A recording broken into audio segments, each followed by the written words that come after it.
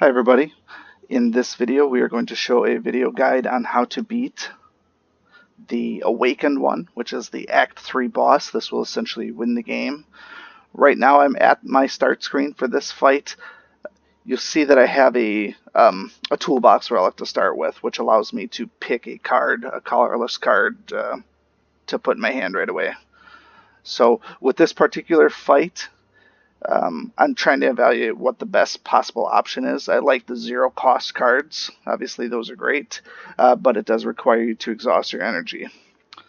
Shuffle your discard into your draw pile, draw one card. Honestly, that's not very alluring to me right now because I'm using the Runic Pyramid, so my discard pile grows very, very slowly. And then innate, deal 1 damage equal to the number of cards in your draw pile. It's kind of nice, but it's going to be a 2 cost. It would allow me to do basically 30-ish damage right off the bat. That's not really a long-term good card. The Transmutation seems like it's a better card for me in the long run. So we'll pick that one, and then go through just the basics of my deck here. So deck size is currently 35.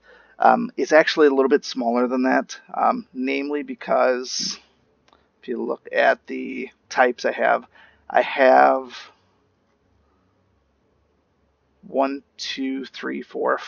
power cards, as well as I think 3 or 4 exhaust cards. So this is actually technically under 30, which is a decent, appropriate sized deck for the most part, because you don't want too big of a deck, you don't want too small of a deck.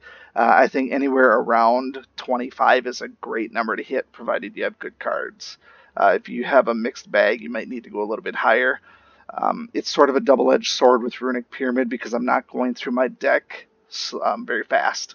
So if you remember, I don't remember which fight it was with this character. It might have been Reptomancer. It took forever to get my Electrodynamics card out. And when that happens, because you're not cycling through your deck, if you're waiting for a particular card, when you have Runic Pyramid up, you may only be advancing 1 or 2 or possibly 3 cards per turn instead of 5. And so it takes a long time to get through your deck. So it's a double-edged sword. I like it because I get to retain everything, though, and I get to see, it helps me plan out better. So other than that, the deck itself it was originally designed to be heavy on channeling. It didn't work out very well with that. You see I only have 1 zap for channeling lightning. The only other channel lightning that I have is actually with the ball lightning. So I actually utilize the chaos card a bit, and I try to utilize the static as well to channel lightning, but otherwise I don't have a lot of control over my channeling, which makes this fight very, very difficult because I won't be able to kind of pick and choose what I want to channel. Now the actual relics that I have that are worth anything, I have the pen nib. Every 10th attack does double damage. We got to try and keep an eye on that because it will come up and help us in the long run. Whenever an enemy dies, I gain energy and draw a card. That'll just sort of be a one-time thing early on when I kill these 2 cultists. This here's an important one for me, the Mummified Hand. So when I play a power card, I get a random card in my hand that costs 0. I'll try to use that to my advantage based on what I get, and play power cards in an order that best suits that. And I do have a number of power cards, so that actually helps quite a bit. It's actually lucky that I got this late in the game rather than not getting it. Other than that, there's not really anything that is beneficial to this fight other than they are starting with vulnerable due to the bag of marbles. However, I'm not doing a ton of attacks to begin with. So now what to do with this fight. If you're comparing this, if this is the first time that you've gotten to the end of the game and you see that 300 health and you're thinking, hey, that's not too bad. I saw a different video with Dona and Deka and they each had like 250 or 300 themselves, so this isn't bad. That's misleading. He's got 300 health now, but he will get 300 health again. So he's actually got 600. What makes him a little bit simpler than other fights, though, is once these 2 adds are down, they don't come back. It's just him. So as long as you have good cards and you can get past the first couple of turns, blocking and attacking in unison with his blocking and attacking will make him easy enough to defeat. But if you don't have big blocks or big attacks, you might just run out of time. You never do know. So he's not easy. He's not easy by any means, because he will hit pretty hard. And the other thing with the power cards that I have in my deck, I wasn't planning a power deck build, but when I use power, you'll see that he's going to gain strength. And that's not good for me because I have, like I said, at least 5 power cards in there, plus whatever transmutation might give me. Who actually knows? Alright, so kicking this one off. Um, Defense is always going to be important, but we have to kill the cultists. You should have seen these all over Act 1. They basically cast that little ritual, gives them a little feather, and they gain strength every single turn. The goal is to try and dispose of them as fast as humanly possible. So we're going to do some defense to draw a card, and then new card is Charge Battery. 10 block plus energy in the next turn. Love this card. I will always play it if I can because I like the energy on the next turn. Since I never got any other buffs that give me more energy, this here is critical for me. And then we will go the defensive route. I don't have any other defense, so I'm just going to channel. Anytime you can channel, I always try to. But I'm going to take damage right off the bat. 10 and 3 is 13. I'm going to take 7 damage before we even really get moving.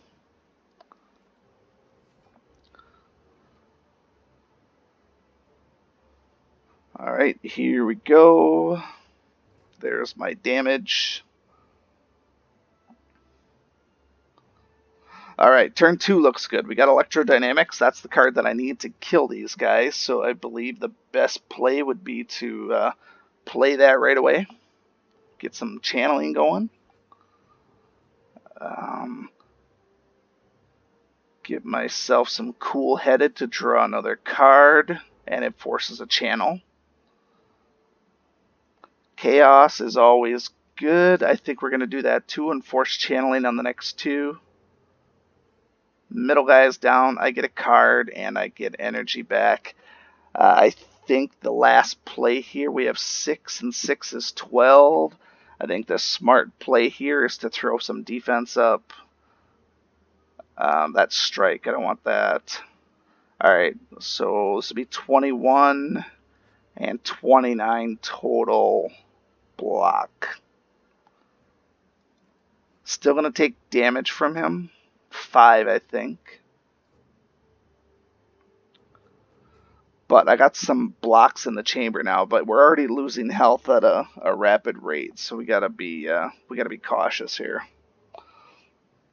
Alright, so this guy's gotta die. He's got 17.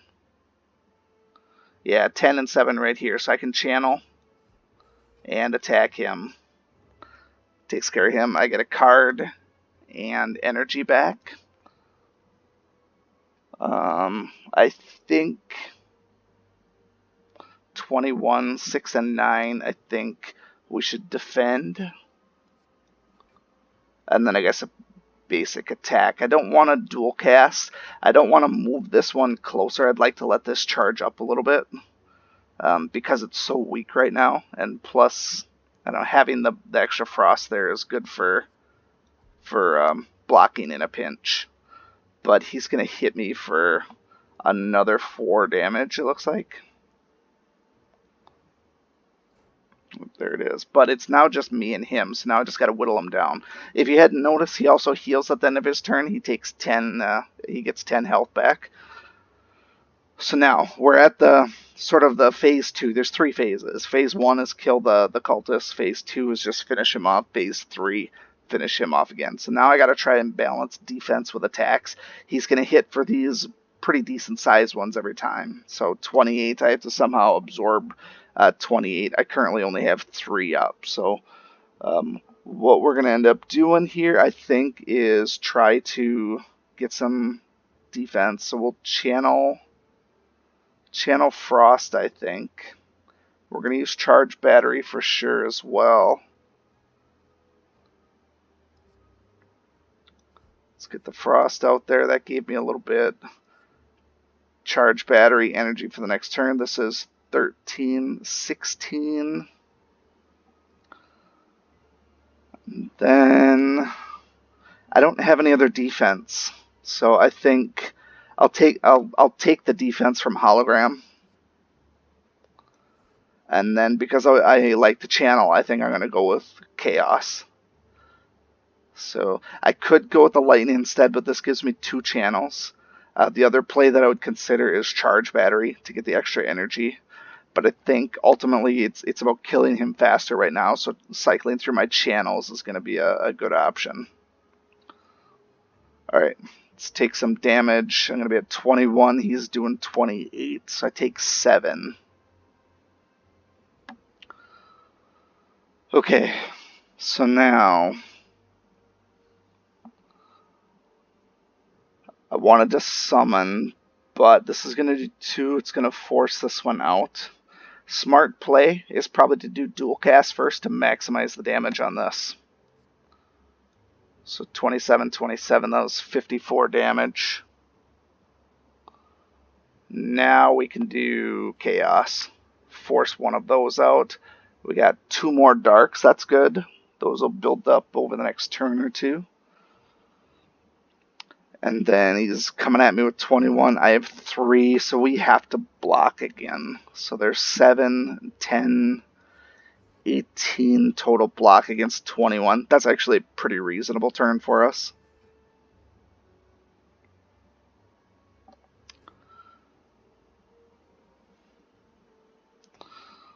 Okay, now we're talking. We got some of the good stuff coming up. So 0 cost cards, I tend to play these first. So because you never know what you want to get or what you're going to get, so it makes sense to play this one early so that you can see if it gives you something that's going to cater to any of your other cards. So I got Electrodynamics. This is going to summon 2 lightning. In order to benefit from that, I think it would make sense to play Defragment first. Keep in mind that's going to increase his strength. This will go from 21 to 22, but extra focus is always, always, always welcome. So now with that, I can get at least a little bit more benefit out of these 2 things. So Electrodynamics forces 2 on him. He's still got quite a bit of health though. Another power card. Remember with the power cards, I'm getting a card in my hand to be free as well. But it comes as a cost because it's going to increase his strength as well. But we have 2 power cards in here and not a lot of stuff on the docket. So we could play a lot of the stuff in our hand actually. So I think what we will do is we'll play Static. It made Thunder 0. That's actually good for us. I think I'm just going to play this one right now. 14 times 7. That'll be a pretty big hit on him. That's what I'm talking about. So then I'm going to try and do something crafty and actually get that card back. Because if I get lucky, maybe this one will be free again if I play it on from the power card because I'll get the 0 cost. But I can't play Strike first, so I pretty much have to. And it came up. Awesome. So it's only 7 this time. I got 14 the last time because, yep, I believe the pen nib was up. So that was just a convenience sake. I wasn't really paying attention to it, but I did see that it was higher. So pile on some more damage. What the heck? We'll pile on this one here and the compile driver. More free cards. I will take that. Yes, please. Power card, draw a card. I don't have any power cards. Let's force these out here. Now we are actually sitting very, very good. He's almost dead. Oh, Strike. Let's do Strike as well. Only downside, though, is I didn't garner much block on that. That's actually going to hurt me pretty bad. Even though he's going into his next phase, he starts to hit harder in his next phase. 26 to 13, that's another 13 loss for me. That's not good for us. Yep, my lightning wasn't enough to cover it, but now he did. Okay, so this is his phase 3. At this point here, he is invulnerable, so I can't attack him. Notice he doesn't have any health because he doesn't have any health. So this is actually a perfect time to use transmutation. However, I think... So transmutation is going to give me 3, but I could get 6. But 2, 4, 5. I have other cards in my hand. I'm going to lose one if I play this, because I can't get 6 because I don't have enough space. So let's play Defragment. Defend is a 0 cost. So I have 1, 2, 3, 4, 5 energy. So I can get 5 cards out of this. And what did I get? 3 skills in the deck. Purity. Gosh, nothing really great. The block I don't need for this turn. That would be a waste. Random cards to put in the hand. Guess I can do that. Let me just shuffle random skills in there. I mean, they just go into my deck. My deck is still huge right now because I'm not cycling through it. And random ones. I will take Bullseye for sure. Hell yeah. This is apply 2 lock on. It would be pointless to play it on this turn because this damage isn't going to do anything. So I think we just stop here. There's no point in attacking or blocking or purging any of my cards. The only thing that I would maybe consider is just playing this, but not exhaust anything. But I don't know. If I end up with... I don't know if there's any curses in my deck or not. Alright, so now he's getting pissed off. So now it's on. Notice his attack went up, and he's going to come at me hard now. So at this point, you got to be able to soak some defense. Now, I do not have a lot of health at all, so it honestly doesn't look good for me. But you kind of get the sense of what he does in his fights. So let me just take a moment here to figure out what's going on. So I have a leap. Boy, I don't have much else, do I? I have 5 block for this one here. Let's just start getting some block on the table. So leap. Good intentions. Yeah, may as well take the energy now. We need every little bit we can get.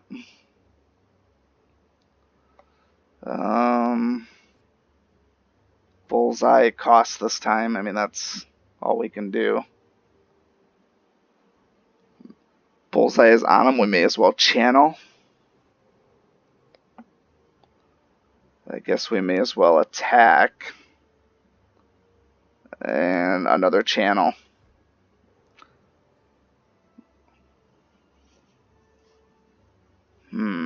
That's not going to be good.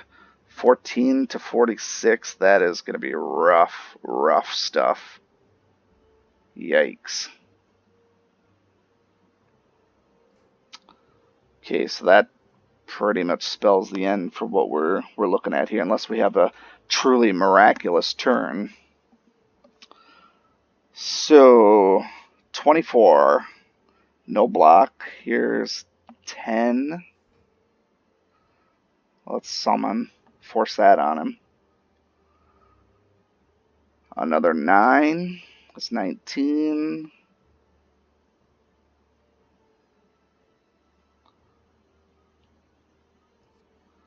Yeah. Let's see. Yeah, 27. So I get one more free turn.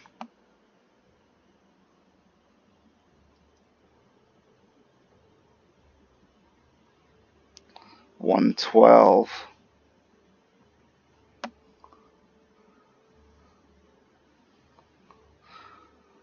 112. He's going to hit me for 16, 32, 48. I can't block it. So I'm pretty much stuck. 5 block, that's nothing. Guess we go out swinging then. 14 times 7, I'm too tired to do the math. It's something.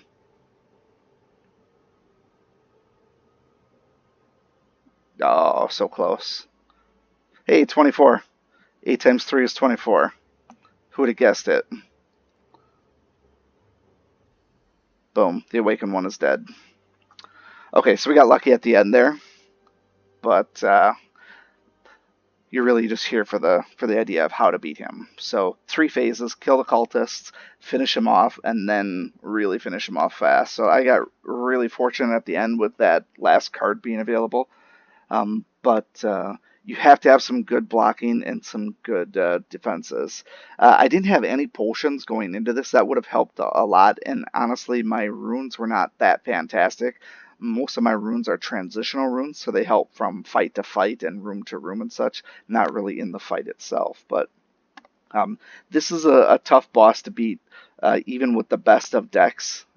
So it's obviously going to be it's going to take a little practice to try and make sure that you have mechanics down. But if you can't get rid of those cultists fast, and you saw even a couple of those turns, because my deck was so scattered, I just did not have the block. And when you take 30 on a hit, you can't take that kind of damage on a boss fight. You have to mitigate it down into single digits, or even if I would have gotten my health a little bit higher. But we were able to beat him, and I'm happy to do so. So if you have any questions, comments, concerns, feel free to leave those below. Otherwise, we will see you again next time. Thank you so much for watching this video and supporting my channel. If you like this video, please show your continued support by hitting that like button, and be sure to check out both my YouTube channels for new content all the time. And always remember, peace is a lie, there's only passion. We'll see you next time.